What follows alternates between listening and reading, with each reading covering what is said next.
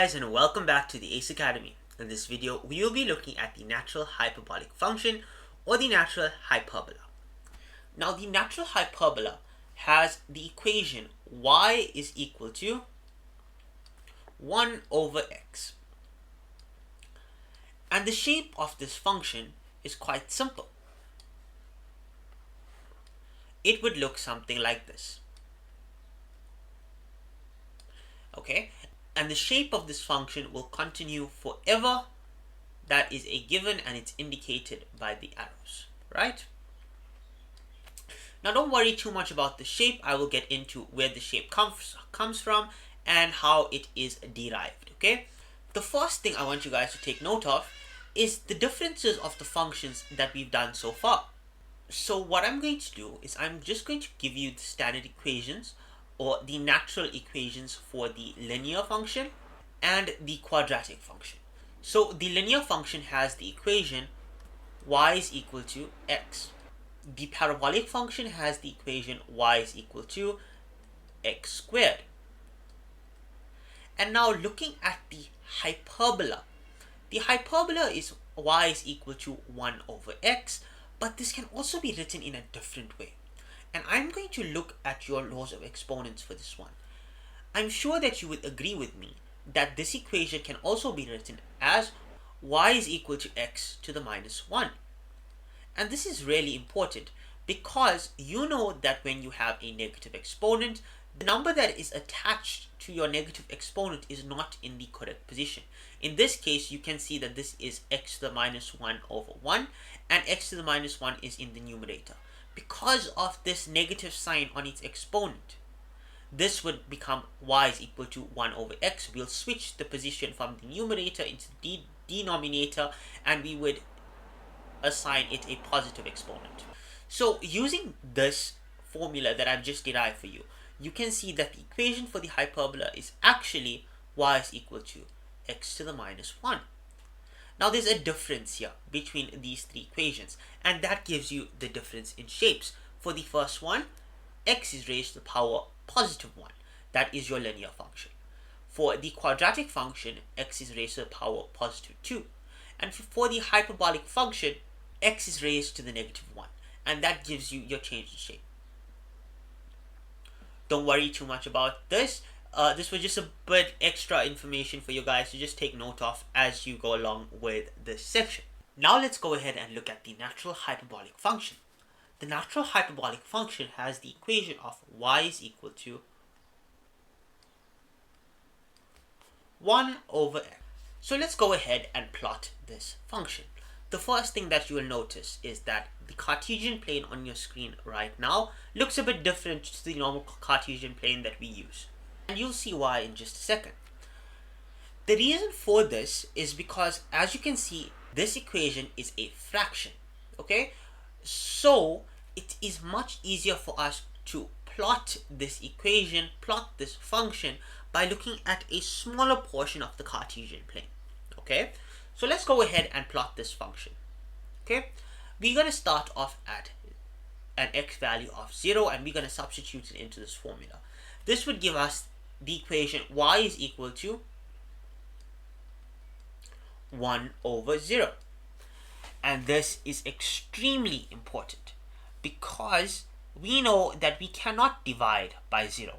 If we divide by 0, we are going to get an undefined answer. And this is the reason why we will not have a value at 0. We will not have a y value at 0. So we're going to start off at 1. At x is equal to 1, y would be equal to 1 because that would be 1 over 1. When x is equal to 2, y would be equal to a half because that would be 1 over 2. When x is equal to 3, y would be equal to 1/3. So let's think about this. 1/3 is slightly bigger than 1/4 or a quarter, so I'm going to plot that here.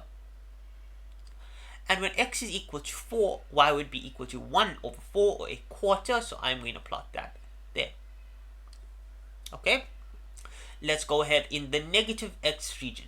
When x is equal to negative 1, y would be equal to negative 1. 1 over minus 1 is minus 1.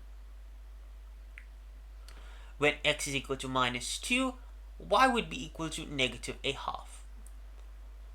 when x is equal to minus 3, y would be equal to negative 1/3, which is slightly bigger than negative 1/4, so I'm going to just put that there. And when x is equal to negative 4, y would be equal to negative 1/4. So I'm going to plot that there. Now that I have my points, I can draw this in. And as you can see, I have obtained the shape for the natural hyperbolic function. Now I want you guys to take note of something. We can see that when x is equal to 0, y would be equal to absolutely nothing. It is undefined. That is because of this relationship right here. And we cannot divide any whole number by 0. It would be undefined. So that will allow us to introduce a new concept, which is the asymptote. The hyperbolic function has an asymptote at y is equal to 0, meaning your x-axis. Okay, so I can just simply draw in the asymptote with a dotted line, and this asymptote is known as the horizontal asymptote and has an equation of y is equal to 0, meaning your x-axis, right? And that would be the horizontal asymptote for this function.